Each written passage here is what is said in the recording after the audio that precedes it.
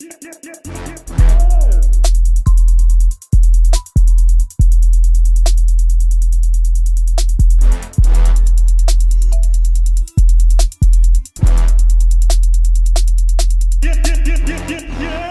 we live. Hey, I'm Jefferson Schill, your host with Lifesize. This is my partner. Hi, everyone. I'm Jared Jenkins. I am the outbound BDR manager with Lifesize. Today we have a very, very special guest. I'm extremely excited to have this person on our show because it is such an important and elusive kind of topic. Victoria LaPlante with Influitive is here joining with us to talk about referrals. Victoria, can you give us a quick introduction on yourself? Yeah, absolutely. Thanks so much, Jay. So I'm Victoria LaPlante. I'm the head of customer marketing at Influitive. Influitive is a customer engagement platform made for B2B businesses who want to use advocacy and advocates to grow and build their brand. Prior to Influitive, I also was in customer marketing at a company called HubSpot. I was at HubSpot for a little over 5 years, where I also got to leverage advocacy and built the advocate program there as well. Awesome, awesome. I'm so excited to have you on because of referrals. Referrals are such an elusive kind of topic. No one really knows how to approach them, but they're the best lead source you can get because of the close rates. I know when I was selling directly, any of my referrals would close at a 60% close rate. But it's one of those things, it's like, how do you ask for the referral? How do you go about building a referral program? So now we want to get with you and kind of uncover some of this information. So let's get straight into it. When would you say a company should really start to build out a referral program? I really think at any stage. I think as soon as you have a successful customer who's happy and willing to make that connection and help grow your business, it's time to take advantage of that and make and build those relationships. So I don't think it's any time is too soon. Perfect. So I think one of the dying questions I have is really, what is the best way to even ask for a referral?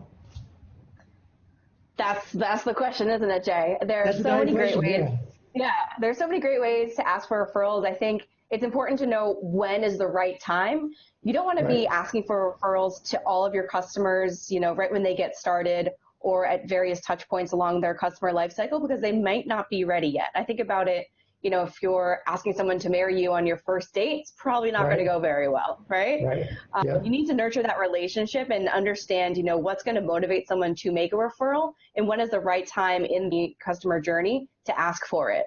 Common places are, right when they finish onboarding. So did they have a successful onboarding period? Did it go according to plan? Are they seeing those initial successes and results that we had promised them when we were selling them? Obviously, with NPS, Net Promoter Score is a huge driver of knowing when to make referrals. So if you're asking an NPS survey of, the likelihood of a customer wanting to support or grow your brand, they say, yes, I'm absolutely, a fan, and they are a net promoter, you're going to want to use those people to go ahead and make those asks for referrals. Right. Yeah, we kind of talked about the NPS score, and it also allows you to gauge how happy your customers are with you, with your service, with your product, how they're being supported. So it kind of ties into both sides. Yeah, an unhappy customer is not going to, put their name on the line. So it's a good predictive way of saying, okay, our customers are actually happy with us, and kind of gauge that. Yeah. Another one that's really important that stands out to me is whenever your customer hits a specific milestone or achievement. So say, for example, they launched their first campaign using your product. That's a great time to ask them, hey, how is it going? Would you make, a recommendation to a peer or colleague to use our product? Not just, they're using the use of your product, also their professional milestones. Did they just get a promotion? Did they get a promotion because they're really crushing it and they're hitting their goals because of the use of your platform? So essentially, it's never too soon to ask for that referral. Just kind of gauging that relationship, gauging where they're at in the cycle of their usage of the product. Yep, absolutely. Very good, very good. So the other question I know Jared and I were going back and forth on was like, who's the right person to even ask for these referrals? I mean, we've talked about the CSAs, customer success team. Is it the sales rep? Is it the account manager? Is it business development? Or can any of these guys do it? Can support do it? I think it really depends on the structure of your organization. I think the best person to do it is the person or the contacts who have the closest relationship with that customer. So it might be your sales rep if it's, an ongoing renewal kind of situation, or it might be an account manager. If you do have a dedicated customer success or customer marketer, they're probably the person who's going to be managing all of your customer relationships at scale. Yeah, one of the things we were talking about is, like I said, my team is focused outbound on new accounts. So we're not really involved in that environment all that much. It's kind of tough to say, hey, I know this is the first time that we're speaking, but do you think you could tell your friends about me? But it's interesting to try to say, how could a team like an outbound or a BDR team get involved in a cadence like that? Yeah, I think, working closely with whoever has that relationship. So here at Influitive, it would be myself as head of customer marketing. So I work very closely with our sales team. We go after, very specific personas and target accounts. So I will have reps come to me and be like, hey, Victoria, I'm trying to go after this specific company. Do you think one of your advocates could help make an introduction to that organization? And using the power of the Advocate Hub platform, it's very easy for me to serve up content and ask those advocates on a very broad basis, hey, we're looking to get an introduction at Amazon Web Services. Who in our community knows someone at Amazon Web Services? Let us know if you'd be willing to help out. And it's working really well. Right. So my team wouldn't necessarily be asking customers for referrals. We'd more be getting those referrals from the customers and giving them to our prospects. That makes sense? Exactly. Yeah. Okay. All right. We were talking about how to incentivize, or is there things that we could be doing for our customers when they do this for us? What incentives should you offer, if any? Definitely, again, going to be dependent on the relationship that you have with that customer. And every customer is going to be different. Everyone has different wants and different needs. So the first thing I would recommend is ask your customers, hey, we're looking to launch a referral program or even an advocacy program this year. What sort of incentives or motivators would you be interested in? Is it going to be, an additional 20-minute call, with your consultant, or maybe it's a 30-minute call with someone on our executive team? Potentially it's swag, corporate swag, or, additional add-on services, things like that. So I guess just being straightforward with them, what would work for you to refer some of your peers over to us? Yeah, absolutely.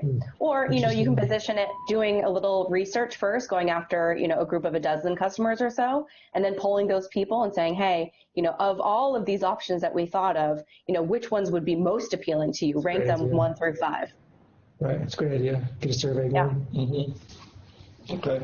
When you do pick, so say you pick a customer that you would like to get a referral from, what does that cadence look like? So how do you set up that cadence, and who kind of manages, who's going? I know we already asked who asked for the referrals, but how do you manage that cadence of getting them to respond? Sure. I think this kind of goes to the larger message that I think not all referrals are the same, right? And I think, smart marketers nowadays should be spending their time strategically and driving referrals that are really high quality. It's a quality play way over a quantity play, because we find that when a referral is of high quality, it's going to close 2 times as fast. And on average, the deal size is going to be bigger because that referral already knows a customer and has that social proof right out the gate. It's not a cold call to a prospect reaching out, kind of name dropping. So we get quality referrals in a couple of ways, but primarily we ask our advocates, number one, how do you know this person? What's your relationship? Are they a former colleague of yours? Did you go to school with them? What's that connection there? So we know how strong it is. And then number 2 is, would you be willing to get involved in the introduction or even the sales process? Would you make us an email introduction to that referral to get the ball rolling? And then further down the line, once, the sales is in the opportunities in motion, would you be willing to hop on a call and talk about how you're using our product to this person that you've just referred? Victoria, what kind of numbers do you see from what you guys do as far as pipeline you guys build from your referral program or some of your customers' referral programs?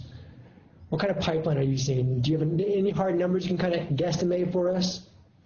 None that I could guesstimate off the top of my head. I do know that at HubSpot and here with Influitive, the pipeline that we do generate closes 2 times faster. So that is a really hard stat that you can hang your hat on. So, I think if I were a sales rep, I'd definitely be wanting to work those deals that are closing at a higher rate so I can, build some more pipeline. Right. And so the other question I had was, for any companies that are watching right now that do not have a referral program in place, what are the top 3, top 4, top 5 things that you would say you must get this going now to get this referral process or cadence going? I think about the way that you interact in society. I know I personally don't make any decision to dine out or to purchase a car or to purchase a house or whatever it may be. Vacation, for example, is on my mind right now. It's really cold here in Boston. I'm going to read every single review that I can get my hands on, so I have that social proof when I make that really expensive decision to buy a product or to go somewhere based on the knowledge of others. And I think it's absolutely important for modern buyers nowadays to have that social proof. And the number one way to get social proof is through your own customers and through the referrals. Sure. Perfect. Victoria, thank you. I have no more questions for you, Jared. I don't really have anything else. There was one thing we talked about, when it's appropriate to, to reach out to a customer. How would you advise, creating that relationship? If you don't already have it and you want to have it, where would you start in creating that relationship with the customer to get them to a level that you can ask them for that referral? Yeah, I would base it on any kind of trigger points on their customer journey. So, post sale, once they hit some sort of key milestone, as they approach a quarterly benchmark, et cetera, that's a good time to jump in, whether you're, in CS or sales, and ask the customer, how's it going? What can we work on? What successes are you seeing thus far? What can we do to help make your experience better? You start building that relationship and building that foundation of trust that all forms of advocacy, are really based on. It makes a lot of sense. That's all I have. Victoria, thank you so much for joining us. How can the audience get a hold of you or your company if they're interested in starting a referral program? Yeah, absolutely. So we are available at Influitive, INFLUITIVE, like intuitive.com. And I'm also on all social medias at Victoria Beantown, TWN for town. All right. Thank you so much. Thank you, guys. Once again, I'm Jared Jenkins. This is my partner, Jay Schill. You just heard from the incredible Victoria LaPlante with Influitive. We will be back next week with another guest and another topic, so tune in again.